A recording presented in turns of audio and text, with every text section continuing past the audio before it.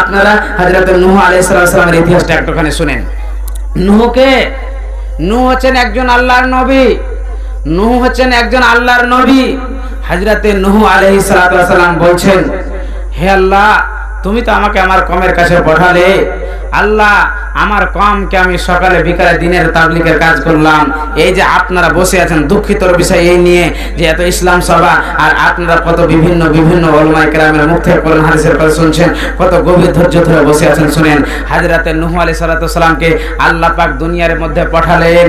হে নবী, হে নূহ, তুমি যাও, তুমি তোমার কওমকে ওয়াজ করে নসিহত করো, দ্বীনের কথাগুলো বলো, যাতে করে তোমার কওম আমাকে মেনে নেয়, আল্লাহ বলে স্বীকার করে নেয়। তারাকে গিয়ে বলো, আল্লাহকে বলে তোমরা স্বীকার করলে জান্নাত পেয়ে যাবে, আর না হলে তোমাদের প্রতি আল্লাহর আযাব আসবে। নূহ আলাইহিস সালাম কওমকে বলতে লাগলো, হে আমার কওমেরা, তোমরা শুনো, আমাকে নবী বলে স্বীকার করো। কেউ মেনে নিতে পারলো না। আল্লাহর আয়াত আল্লাহ কি বলছেন দেখেন। বিসমিল্লাহির রহমানির রহিম। ইন্না আরসালনা নূহান ইলা কওমিহি আন আনজির মিন ক্বাবলি আয়াতিয়াহুম আযাবুন আলীম। আল্লাহ বলছেন, নূহ, হে নবী নূহ, তুমি যাও যাও যাও, তুমি তোমার কওমকে ওয়াজ করো, নসিহত করো, তাকে জাহান্নামের ভয় দেখাও। নূহ রে, তাদেরকে তুমি জান্নাতের কথাগুলো বলো, তাদেরকে জাহান্নামের কথাগুলো বলো। আমি আল্লাহর তরফ থেকে এসেছে, আমি আল্লাহর তরফ থেকে এসেছে। ওদেরকে বলো, আল্লাহকে তোমরা মেনে নাও, না তো তোমাদের প্রতি আল্লাহর আযাব চলে আসবে। আমি হলাম একজন আল্লাহর নবী, আল্লাহর হুকুম থেকে এসেছে। তোমরা একটা কাম করো, তোমরা একটা কাম করো, কালা ইয়া কওমে ইন্নী লাকুম মিনহু নাযীরুম মুবিন। হে আমার কওমের লোকেরা, আমি আল্লাহর হুকুম থেকে তোমাদের কাছে ভয় দেখানোর জন্য এসেছি। খবরদার তোমরা শোনো, আমি ইবাদুল্লাহ, আল্লাহর ইবাদত করো, এবং তোমরা কি করো, তোমরা গুনাহ থেকে তোমরা বেঁচে যাও। বন্ধুরা কেউ মানলো না, কেউ তার কথাগুলো শুনলো না, সবাই এড়িয়ে চললো, ধাক্কা দিয়ে চললো। নূহকে কেউ মানলো না, নবী বলে স্বীকার করলো না, এমনকি তার সন্তানও স্বীকার করলো না। আল্লাহর কাছে দরখাস্ত করে ফেললো, রব্বুল আলামিন, আল্লাহ গো, আমাকে কেউ নবী বলে স্বীকার করলো না, আমাকে কেউ নবী বলে মানলো না। আমি সকালে বিকালে দুপুরে দিনে রাত্রে গিয়ে আমি দিনের কথা বললাম, দিনের কথা বললাম, কিন্তু তারা শুনলো না। নিজের কানে উংলিটাকে তারা কানে ভরে দিয়ে তারা পিছনে পিছনে পালিয়ে গেল। আল্লাহ কি করা যায়? আল্লাহর কাছে শিকায়ত করে দিল, হে রব্বুল আলামিন, এক নাই দু নাই 9.5 বছর আমি দিনের তাবলীগের কাজ করলাম, একটা লোক আমার প্রতি ঈমান আনলো না, একটা লোক আল্লাহ বলে স্বীকার করলো না, কি করা যায়? আল্লাহ বলছেন, নূহ, তোমাকে টেনশন করতে হবে না, দিনের কথা বলে যাও, যারা মানবে তারা কামিয়াব হবে, যারা না মানবে তারা কামিয়াব হবে না। একটা অপশন দিল, নূহ, একটা কাজ করো, একটা নৌকা বানাও, একটা কাস্তি বানাও, ওই কাস্তিতে যারা ঈমান আনবে তুমি তাদেরকে চাপিয়ে নাও। তার মা বাবা ঈমান এনেছিল, তার কিছু কিছু লোক ঈমান এনেছিল। কি করা হলো শুনেন, কি করা হলো? নূহ কাস্তি বানাতে শুরু করলো। যেমনই কাস্তি বানাতে শুরু করলো, তারা হ্যাঁ হ্যাঁ করে হাসতে লাগলো, ই কোন পাগলা নবী রে, ই কোন পাগল নবী রে, আমরা ঈমান আনলাম না। সুখাতে কাস্তি বানাতে লাগলো, সুখাতে নৌকা বানাতে লাগলো।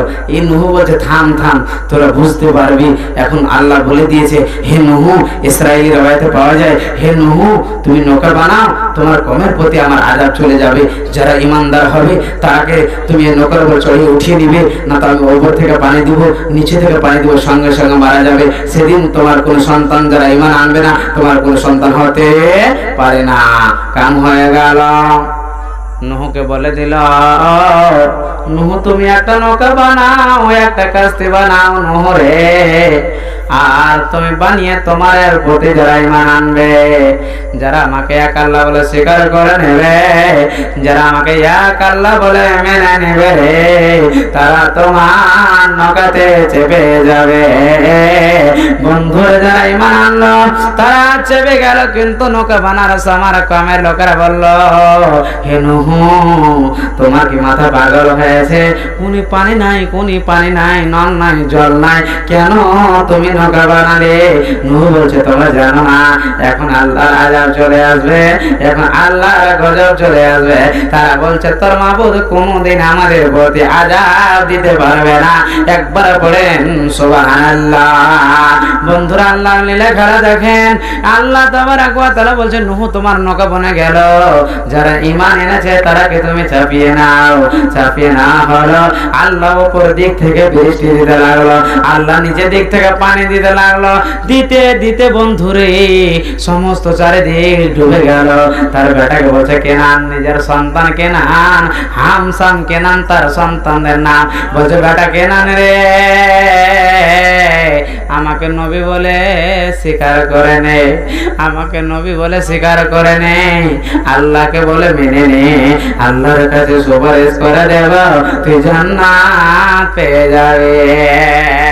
তার সন্তান হতভাগা কি বলছেন দেখেন, আব্বা তুমি হচ্ছে আমার বাবা, কখনোই তুমি আর নবী হতে পারো না। নূহ বলছে বেটা রে আমার চোখের সামনে ডুবে মরে যাবে, আমার সামনে তুই এখন ডুবে মরে যাবি। অতএব বেটা রে নবী বলে স্বীকার করে না, আল্লাহর আযাব চলে এসেছে। বলছে আব্বা জান তুমি হচ্ছে আমার আব্বা, নবী হতে পারো না, নবী মানতে পারি না। অতএব আব্বা জান তোমার আল্লাহর ক্ষমতা নাই, আমাকে ডোবাতে পারবে না।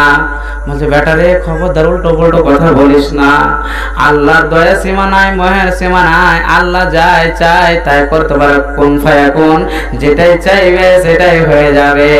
বলছে না আমি মানবো না, ঈমানও আনবো না।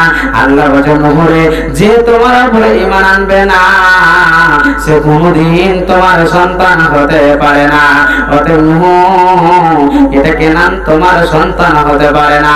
এমনকি পানি দিতে লাগলো, পানি উঠতে উঠতে উপরে চলে গেল, আল্লাহর আযাব চলে আসলো। বন্ধুরে নূহর সন্তান কেনান পাহাড়ে উঠে গেল, তাও নূহ বলছে বেটারে আল্লাহর উপরে মানান, আমার সামনে মারা যাবে। বলছে ও আব্বাজান, ও আব্বাজান এই যে বিশাল পাহাড়ে উঠে যাব, তোমার আল্লাহ আমাকে ডুবাতে পারবে না। আল্লাহ পানি দিতে লাগলো, পাহাড় ডুবে গেল। সঙ্গে সঙ্গে নিজের চোখের সামনে নিজের সন্তান কেনান মারা গেল। একজন নবী হয়ে বাঁচাতে পারল না। তবে আব্বাজানেরা মানুষ যখন মারা যাবে রে, নিজের আমল নিয়ে নিজেই জান্নাতে যাবে, অন্য আমল নিয়ে কেউ কারোর আমল নিয়ে জান্নাতে যাবে না, যাবে না, যাবে না। কেউ কারোর আমল নিয়ে জান্নাতে যাবে না। ওই জন্য আম্মা আয়েশা কি বলছেন দেখেন।